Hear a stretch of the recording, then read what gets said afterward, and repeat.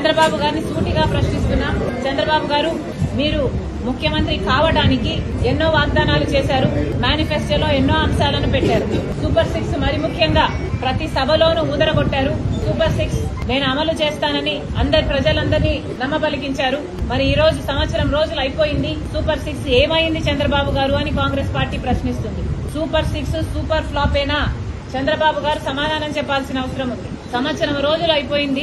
మీరు వాగ్దానాలు చేశారు. సంవత్సరం రోజులు దాటిపోయింది.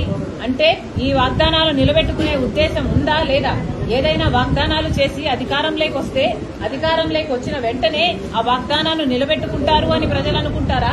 లేకపోతే ఇలా కాలయాపన చేసుకుంటూ ఆఖరి సంవత్సరంలోనో లేకపోతే మళ్లీ ఎలక్షన్లకు పోకముందో మీరు వాగ్దానాలు నిలబెట్టుకునే ఉద్దేశం మీకేమైనా ఉందా? ప్రజలకు సమాధానం చెప్పాల్సిన అవసరం ఉంది.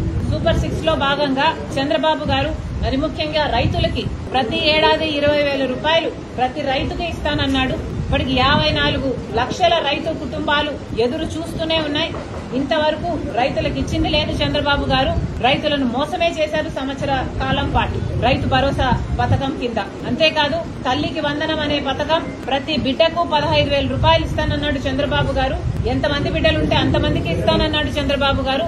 ఒకరుంటే ఒకరికి, ఇద్దరుంటే ఇద్దరికి, ముగ్గురుంటే ముగ్గురికి, నలుగురుంటే ఏకంగా 60,000 రూపాయలు ఇస్తానన్నాడు చంద్రబాబు గారు. నేను చెప్తున్న మాట కాదు, చంద్రబాబు గారు ఎన్నికల సమయంలో ఆయన మాట్లాడిన మాటలు ఇవి.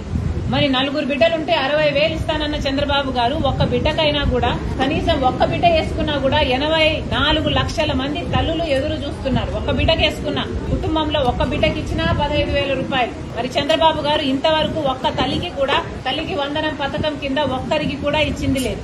సూపర్ 6 లో భాగంగా తల్లికి వందనం పథకం మీద కూడా చంద్రబాబు గారు మోసమే చేశారు. నిరుద్యోగుల కోసం 3,000 రూపాయలు నిరుద్యోగ వృత్తి ఇస్తానన్నాడు చంద్రబాబు గారు. దాదాపు 50 లక్షల మంది బిడ్డలు ఉద్యోగాలు రాక ఇంతవరకు ఎదురు చూస్తూనే ఉన్నారు. ఇప్పటికీ కూడా చంద్రబాబు గారు అరచేతిలో వైకుంఠం అన్నట్టు 3D గ్రాఫిక్స్ లో సినిమాలు చూపిస్తున్నారు, మంచి మంచి మాటలు చెప్తున్నారు. కానీ బిడ్డలకు ఉద్యోగాలు అయితే ఇంతవరకు వచ్చింది లేదు. కాబట్టి నిరుద్యోగ వృత్తి అయినా ఇయ్యాల్సిన అవసరం ఉంది. గత ఎన్నికల్లో కూడా చంద్రబాబు గారు ఇదే వాగ్దానం చేశారు. కానీ నిరుద్యోగ వృత్తి అప్పుడు కూడా ఇవ్వలేదు. ఇప్పుడు కూడా ఈ 5 సంవత్సరాలు కూడా ఇలాగే కాలయాపన చేసి నిరుద్యోగ వృత్తి ఎగ్గొట్టే ఉద్దేశమే చంద్రబాబుకు ఉన్నట్టు మాకు అనిపిస్తుంది. సూపర్ 6 సూపర్ ఫ్లాపేనా అని మాకు అనిపిస్తుంది. మేము అందుకనే చంద్రబాబు గారిని ప్రశ్నిస్తున్నాం. మహిళలకు ఉచిత బస్సు అన్నాడు చంద్రబాబు గారు. ఉచిత బస్సు అతి చిన్న పథకం కానీ 30 లక్షల మంది మహిళలు ప్రతిరోజు బస్సులలో ప్రయాణిస్తున్నారు. వాళ్ళందరూ ఎదురు చూస్తున్నారు. మహిళలకు ఉచితంగా బస్సు ప్రయాణం కలిగిస్తే వాళ్ళకు ఉచితమే కాదు, ఒక భద్రత కూడా ఉంటుంది. ఇంతవరకు చంద్రబాబు గారు ఆ పథకం కూడా అమలు చేయలేదు.